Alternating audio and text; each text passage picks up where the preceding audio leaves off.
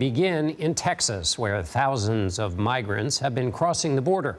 As Lilia Luciano shows us, some of these people are being forced to wander the streets and sleep in the cold as shelters quickly fill.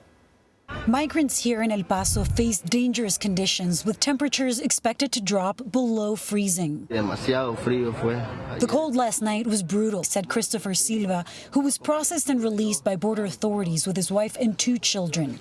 He slept outside a shelter in El Paso, unsheltered. The city is under incredible strain, seeing an average of 2,500 crossings a day.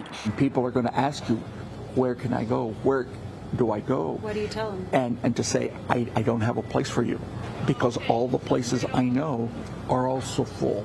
For over 4 decades, Ruben Garcia has served migrants at Annunciation House and says he has never seen El Paso like this. The situation is only expected to get worse a week from today when Title 42, a pandemic-era law that the U.S. uses to turn migrants away, is set to expire. Garcia says a humanitarian crisis here can only be prevented if the city, county, churches, and the federal government step up efforts to shelter thousands more. If Title 42 gets lifted and those 4 entities are not operating at their max, you're going to be down here doing more stores with many, many more people sleeping out on the street in even colder weather. Lilia Luciano joins me now from El Paso. Lilia, describe what else you're seeing there.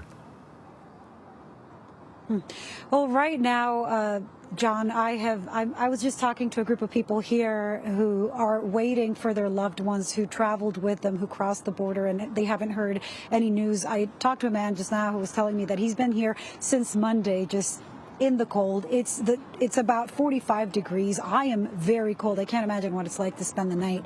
When we landed last night, we saw dozens and dozens of people at the airport. At the shelter, we met a family who survived a kidnapping from the cartels. They were among hundreds of Nicaraguan migrants, asylum seekers, who survived a kidnapping just over the weekend, people who were fleeing political violence and political persecution in their country.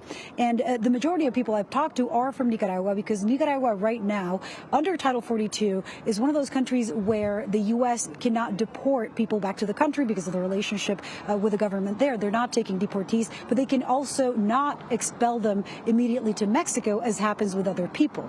So if Title 42 is lifted next week, if it does expire, the concern for Nicaraguan migrants and asylum seekers is that they're going to have to stand in line, because all of these other countries and asylum seekers from other countries will have to come into the U.S. and will have basically the same kind of access that they do. And that's why many of them told me, we thought we had to come back before, or come into the U.S. before the 21st.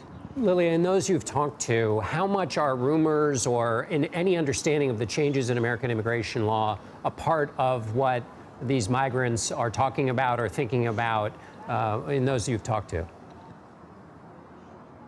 You know, John, it's really a game of lost in translation, and it's also that lost in translation. I'm not talking about English and Spanish. I'm talking about social media.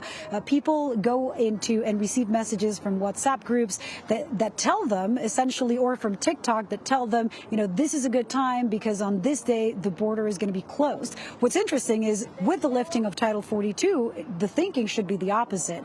But somehow these dates get confused with information, and people are told you have to get there before the 21st, which is this relevant deadline. I also met a woman who was coming from Ecuador and told me she has regretted it all along the way. She came with her 2 daughters. She's pregnant, and she says she saw videos on TikTok showing how easy it was and how happy it was to live the American dream, and she thought it was something that was going to be a lot more simple. And she says, I can't sleep because I'm afraid that if I fall asleep, something's going to happen to my daughters. Both of the daughters were sick. She was sick herself. And so a lot of the misinformation is just spread through social media, not to mention once they cross countries and have to pay at checkpoints and go through Mexico and have to deal with paying authorities. They were telling me that the bus drivers were in with the cartels and allowed these members of the cartels who were posing as immigration officers to take them in, put them in a stash house, and they didn't know if they were going to make it alive. Fortunately, at least this group did. Lilia Luciano on the ground for us in El Paso. Thank you.